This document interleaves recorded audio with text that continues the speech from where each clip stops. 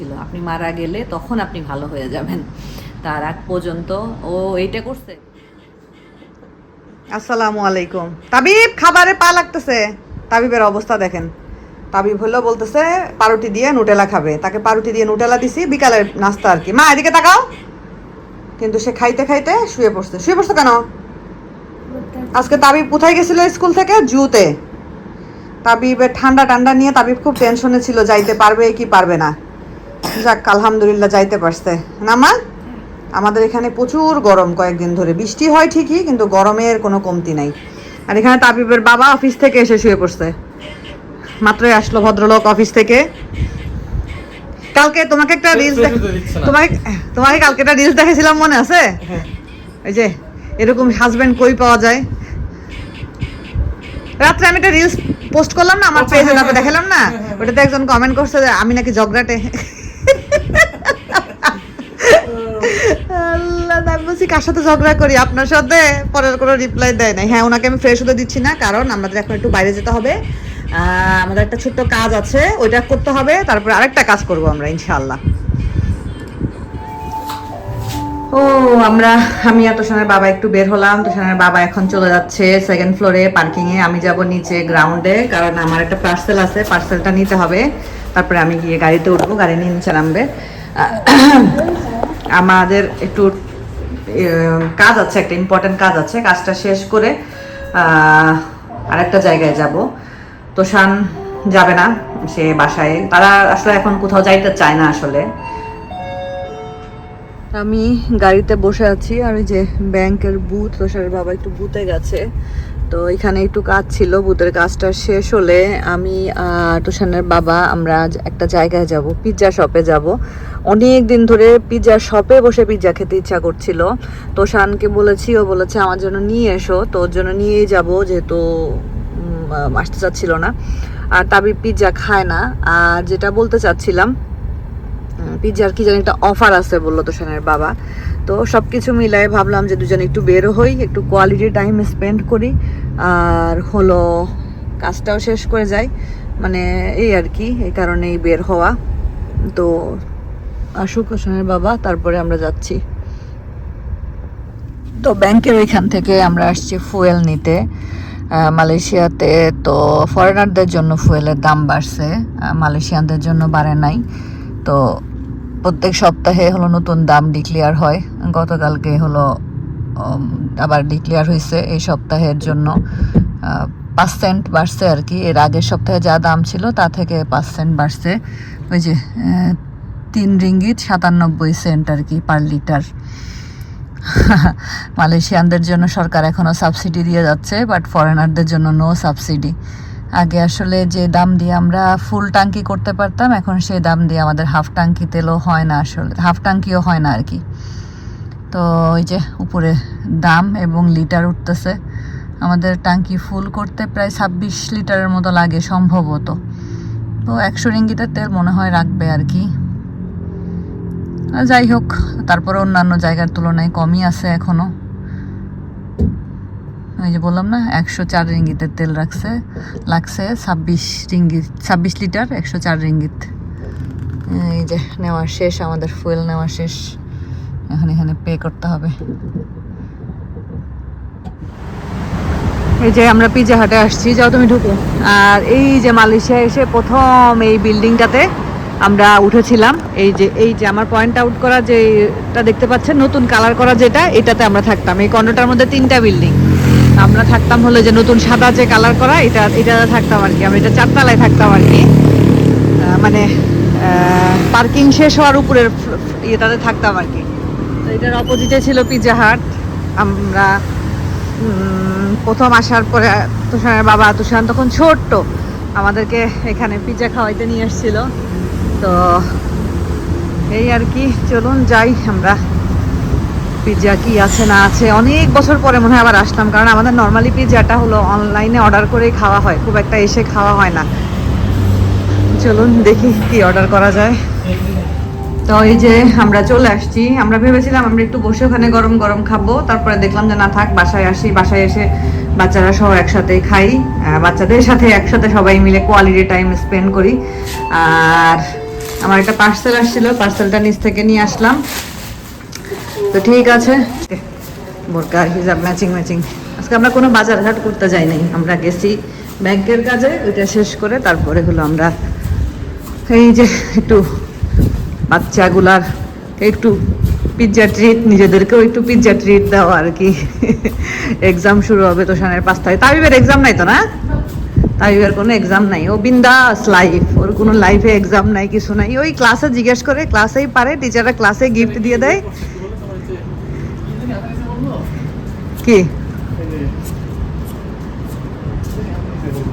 ও হ্যাঁ, আমাকে বললো তো কি জানি হাতে, লিজার্ড হাতে নিছে, তারপরে স্করপিয়ন হাতে নিছে, ওরা তো আজকে জুতে গেছিল, ওগুলো হাতে, স্পাইডার হাতে নিছে, হ্যাঁ স্নেক দেখছে, তারপরে গোট দেখছে, এগুলো বলতেছিল। শরীরটা একটু খারাপ, আজকে জ্বর ছিল, তাও সে স্কুলে গিয়েছে, কারণ তার আজকে হলো ইংলিশ এক্সাম ছিল। ইংলিশের একটা পেপার হয়ে গেল, আর একটা পেপার হবে আর কি। তো বলতে পারেন তাকেও একটু ট্রিট দেওয়া, কারণ সে হলো একটু সিক। তো এই যে, হ্যাঁ মা, এটা দেখাও, তাবিবও সিক ছিল। এটা দেখাও। হ্যাঁ, ওইটা পরে দেখাবো। তাবিব স্কুল থেকে কি নিয়ে আসছে সেটা দেখাইতে বলতেছে। আচ্ছা রাখো, ড্রিঙ্কসগুলো রাখো, ড্রিঙ্কসগুলো একটু ইয়ে হোক, ঠান্ডা তো। দেখি তাবিবের দিকে এসো।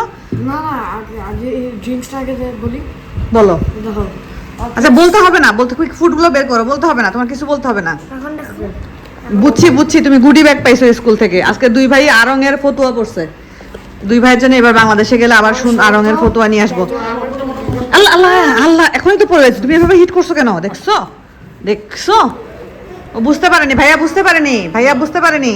পিৎজা আনছি 2টা পার্সোনাল সাইজের, আর এখানে ইয়ে আছে চিকেন ফিঙ্গার, অনিয়ন রিং, আর হলো এটা কি পটেটো বাইট।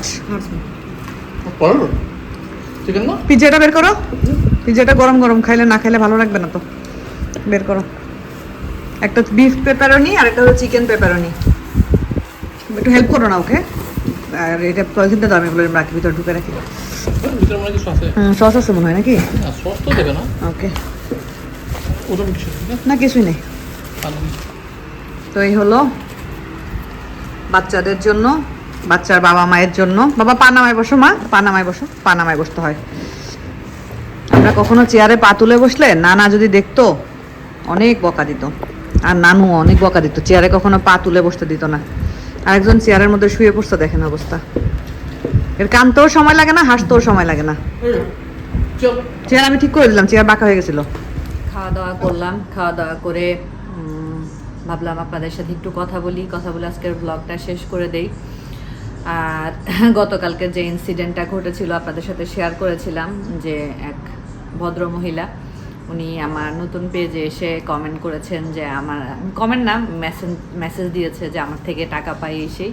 তো আমি আমার ভিডিওটা পাবলিশ করার 10 থেকে 15 মিনিটের মধ্যে পেজের অ্যাক্সেস তো আমার কাছে আছে, তো 10 থেকে 15 মিনিটের মধ্যে দেখি পেজে আবার ওনার মেসেজ আসছে। তো আমি ঢুকলাম, তখন আমি নিজেই ঢুকছি, দেখি উনি ওখানে নিচে মানে আবার মেসেজ দিছে আমার ভিডিওটা দেখেই, সাথে সাথে উনি আমার ভিডিও দেখছে, দেখে মেসেজ দিছে যে তুই ফাতেহাকে বলছিস কেন, কি জানি, আবার একটা গালিও দিছে।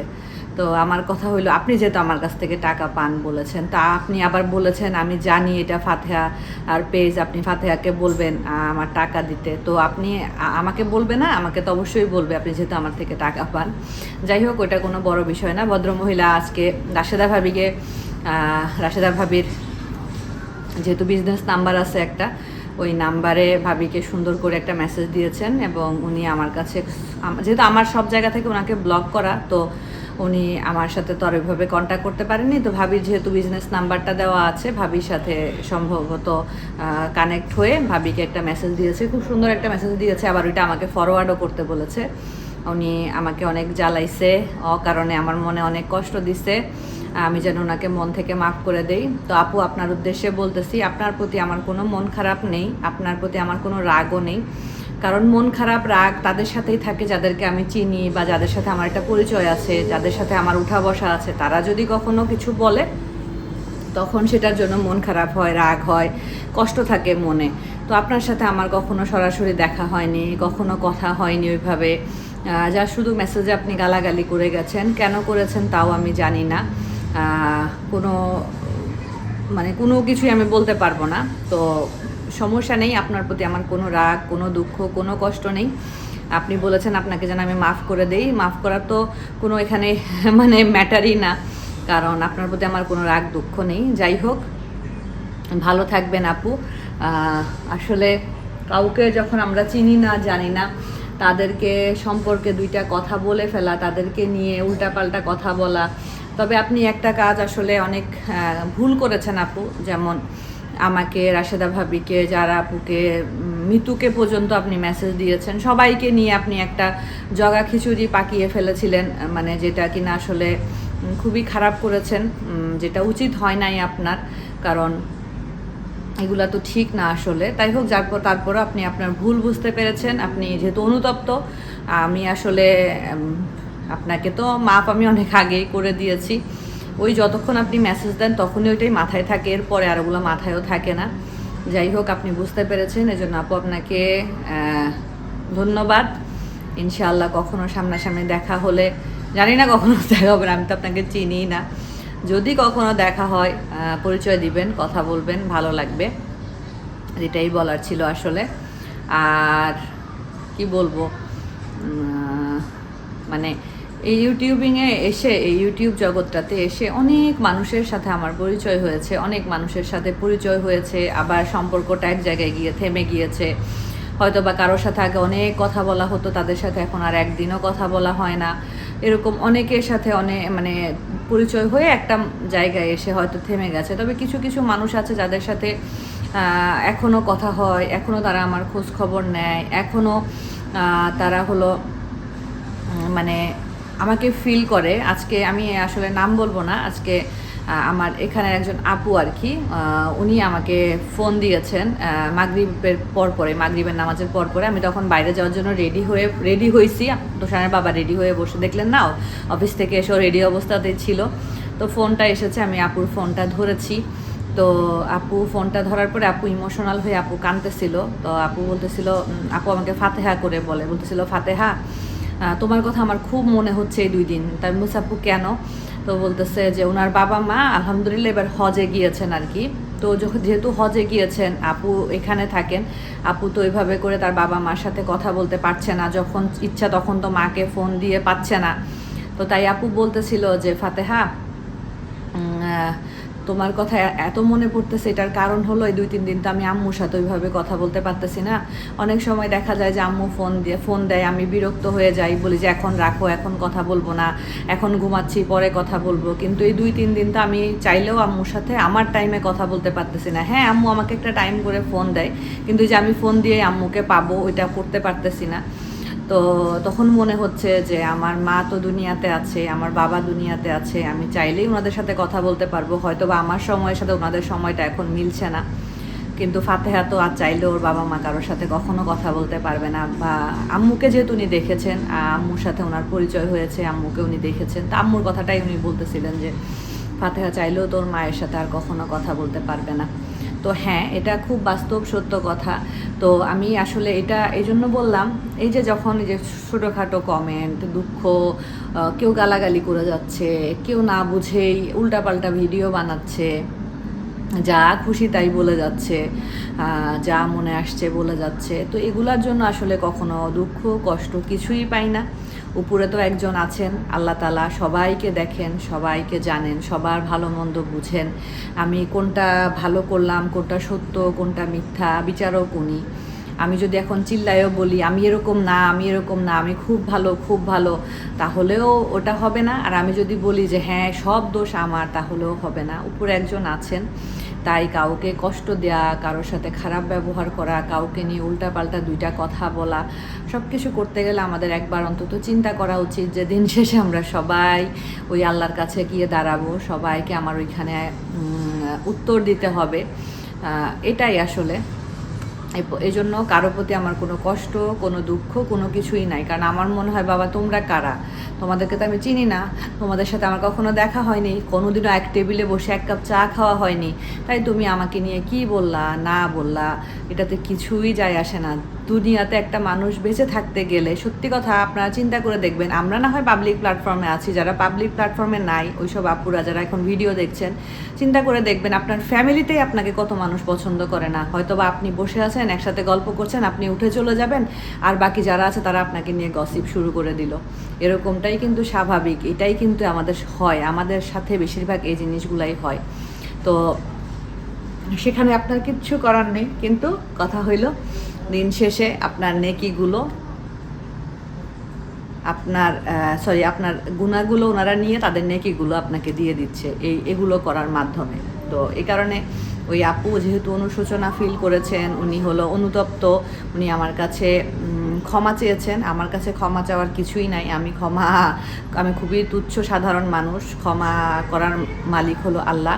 বাট আপনি অনেক অকথ্য ভাষায় গালাগালি করেছিলেন আমাদেরকে মেসেজের মাধ্যমে, আপনাকে খুব সুন্দরভাবে তারপরেও মাথা ঠান্ডা রেখে উত্তর দিয়েছিলাম। শুধু আমাকে না, আমাকে, রাশেদা ভাবিকে, যারা আপুকে আপনি অনেক অকথ্য ভাষায় গালাগালি করেছিলেন। তো যাই হোক, আপনার মনে হয়েছে আপনি অনুতপ্ত, আলহামদুলিল্লাহ, খুশি হয়েছি। আপু আপনি ভালো থাকবেন, আপনার পরিবার নিয়ে ভালো থাকবেন, আর আমাদের জন্য দোয়া করবেন। আল্লাহ যেন আমাদের সবাইকে ভালো রাখে, সবার সাথে সবার যেন একটা সুন্দর সম্পর্ক, একটা ভালো আন্ডারস্ট্যান্ডিং থাকে। তো যেটা বলছিলাম, ওই যে মানে কি বলতে গিয়ে অন্যদিকে চলে গেছি, ওই যে আর কি, যে এই যে আমার কষ্টটা চিন্তা করেন, দিন শেষে কিন্তু আমি আসলে যেহেতু আম্মুর সাথে কথা বলবো, বা মনের একটা সুখ বা একটা দুঃখ বা একটা আনন্দ কোনো কিছু আম্মুকে শেয়ার করবো, ওই অপশনটা আমার চিরদিনের জন্য বন্ধ হয়ে গেছে। দুনিয়াতে যতদিন বেঁচে থাকবো ওই অপশনটা আমার জন্য বন্ধ। তো এই কষ্ট আমি সহ্য করে যাচ্ছি প্রতিনিয়ত, প্রতিটা মুহূর্তে। সেখানে এইসব জিনিস আমাকে আসলেই কোনোভাবেই বিন্দু পরিমাণ কষ্ট দেয় না, কোনোভাবেই না। আর আলহামদুলিল্লাহ, আল্লাহর রহমতে এত সাপোর্টিভ একজন হাজব্যান্ড আল্লাহ আমাকে আমার নসিবে দিয়েছেন। সে কখনো আমাকে এগুলো নিয়ে কোনোদিনও বদার হতে বা কখনো আমাকে এগুলো নিয়ে চিন্তা করতে কখনোই সে আমাকে দেয় না। ওর কথা হইলো, মানুষ বলবেই, পিছনের লোকে কিছু বলবেই। মানুষ সেদিনই আপনাকে ভালো বলবে যেদিন আপনি মারা যাবেন, বলবে আহারে মেয়েটা কত ভালো ছিল, আহারে মহিলাটা কত ভালো ছিল, আহারে লোকটা কত ভালো ছিল। আপনি মারা গেলে তখন আপনি ভালো হয়ে যাবেন। তার আগ পর্যন্ত ও এইটা করছে, ও ওইটা করছে, ও এইভাবে করলো, মাথায় কাপড় দিল না, ও মাথায় কাপড় দিয়ে এটা করলো, ও নেকাপ পরে ওইটা করতেছে, ও নেকাপ পরে না, ও এটা ওইটা সেটা, এইগুলা চলতেই থাকবে। এগুলা থেকে আমরা মুক্তি পাবো একমাত্র মনে হয় কবরে গেলে। তো যাই হোক আপু, আপনি ভালো থাকবেন। আর আমিও টুকটাক অনেক কথা বলে ফেললাম। আমিও যদি কখনো, অনেক সময় আপনি অনেক রকম মেসেজ দিয়েছেন, আপনাকে অনেক সময় ধৈর্য ধরে উত্তর দিয়েছি, অনেক সময় আমিও একটু রুড হয়ে গিয়েছি। তো সেই রুড হওয়ার কারণে যদি আপনি কষ্ট পেয়ে থাকেন, আপনিও মন থেকে আমাকে মাফ করে দিবেন। আর আল্লাহ আমাদের সবাইকে ভালো রাখুক। আজকের মতো বিদায় নিচ্ছি, আল্লাহ হাফেজ।